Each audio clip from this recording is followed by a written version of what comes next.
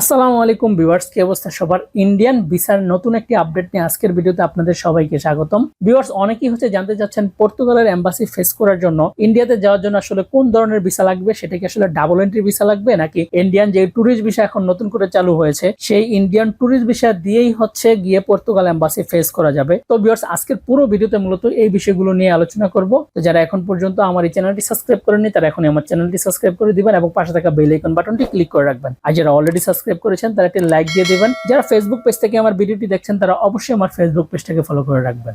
Viewers, আমরা সকলেই জানি যে ইন্ডিয়াতে ইউরোপের অন্যান্য দেশের যে এম্বাসিগুলো রয়েছে, বাংলাদেশ থেকে কেউ যদি সেই এম্বাসিগুলোতে ইউরোপের ভিসার জন্য ফেস করতে চায় তাদের জন্য মূলত ডাবল এন্ট্রি ভিসা লাগে। আসলে ইউরোপের ম্যাক্সিমাম যে দেশগুলো রয়েছে তারা এই যে বাংলাদেশ থেকে কেউ যদি ইন্ডিয়াতে গিয়ে ভিসার জন্য অ্যাপ্লাই করে তাদের জন্য ডাবল এন্ট্রি বাধ্যতামূলক করে দেয়। গত কয়েকদিন যাবত আমি অনলাইনে তার পাশাপাশি বিভিন্ন যে ফেসবুক গ্রুপগুলো রয়েছে সেখানে দেখতে পাচ্ছি একদল বলতেছে যে আসলে পর্তুগালের এম্বাসি ফেস করার জন্য ট্যুরিস্ট ভিসা দিয়েই হয় এবং অন্য আরেকদল বলতেছে যে পর্তুগালের এম্বাসির জন্য বাধ্যতামূলক যে ডাবল এন্ট্রি ভিসা রয়েছে সেই ভিসাই নিতে হবে পর্তুগাল এম্বাসি ফেস করার জন্য। তো ভিউয়ার্স, অনেকে এটা নিয়ে আসলে হেজিটেশনে আছেন যে আসলে যারা মূলত পর্তুগালের এম্বাসি ফেস করতে যাচ্ছেন বা সামনে ফেস করবেন এরকম যারা চিন্তা করতেছেন তারা আসলে কোন ধরনের ভিসা নেবেন সেটা নিয়ে আসলে অনেকে চিন্তার মধ্যে রয়েছেন। তো প্রথমত কথা যে সব দেশের এম্বাসি গুলো একদম বাধ্যতামূলকভাবে বলে দেয় যে আপনি যদি বাংলাদেশ থেকে গিয়ে তাদের এম্বাসি ফেস করতে চান তাহলে অবশ্যই আপনাকে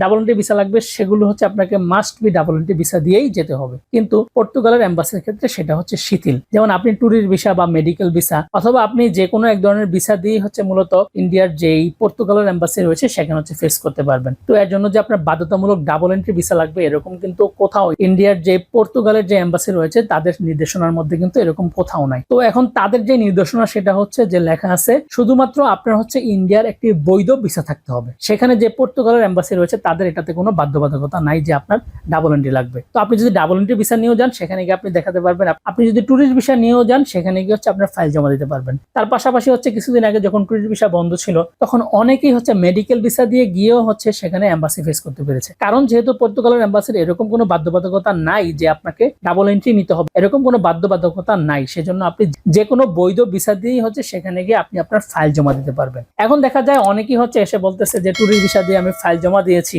এই কারণে আমার ভিসা রিজেক্ট হয়েছে। আসলে বিষয়টা এরকম না। বিষয়টা তাদের ফাইলে হয়তো কোনো প্রবলেম ছিল যে কারণে তাদের ফাইলটি রিজেক্ট হয়েছে। মূলত আমার জানা মতে অনেকেই মেডিকেল ভিসা তার পাশাপাশি ট্যুরিস্ট ভিসা নিয়ে অলরেডি পর্তুগাল এম্বাসি ফেস করেছে এবং তার পাশাপাশি তাদের অনেকের ভিসাও হয়েছে। যাদের ভিসা হয় নাই সেটা অনেকে বিভিন্ন ডকুমেন্ট স্বল্পতার কারণে ভিসা হয় নাই। তো গত কয়েকদিন যাবত ফেসবুকে দেখতেছি যে অনেক বেশি হাইপ উঠেছে যে আসলে ডাবল এন্ট্রি ভিসা ছাড়া নাকি পর্তুগালের এম্বাসি ফেস করা যায় না। তো এটার পিছনে মূলত কারণ অনেক বেশি টাকায় ডাবল এন্ট্রি স্লট ব্রোকাররা বিক্রি করতে পারে। তো যারা দালাল রয়েছে বা ব্রোকার রয়েছে তারা অনেক বেশি টাকার বিনিময়ে এই ডাবল এন্ট্রি স্লট বিক্রি করার জন্যই এটা হাইপ তুলেছে। তো যারা ইন্ডিয়াতে গিয়ে মূলত পর্তুগালের এম্বাসি ফেস করতে চান তারা ব্রোকারদের সেসব কথা বিভ্রান্ত না হয় আপনার নরমাল যে ট্যুরিস্ট ভিসা রয়েছে সেই ট্যুরিস্ট ভিসা দিয়ে গিয়ে আপনার যেই পর্তুগাল এম্বাসি রয়েছে সেটা আপনারা ফেস করতে পারবেন এবং আপনার ডকুমেন্ট যদি সবকিছু ঠিকঠাক থাকে তাহলে ইনশাআল্লাহ পর্তুগালের ভিসা পেতেও আপনার কোনো প্রবলেম হবে না। তো ভিউয়ার্স, আজকের ভিডিওটা মূলত এই পর্যন্তই। আপনারা যদি কোনো কিছু জানতে চান তাহলে অবশ্যই এই ভিডিওর কমেন্ট বক্সে কমেন্ট করে রাখতে পারেন, তাহলে আমি সেই বিষয়গুলো নিয়ে ভিডিও বানানোর চেষ্টা করব। তো ভিউয়ার্স, যারা এখন পর্যন্ত আমার চ্যানেলটি সাবস্ক্রাইব করেনি তারা এখনই আমার চ্যানেলটি সাবস্ক্রাইব করে দিবেন এবং পাশে থাকা বেল আইকন বাটনটি ক্লিক করে রাখবেন।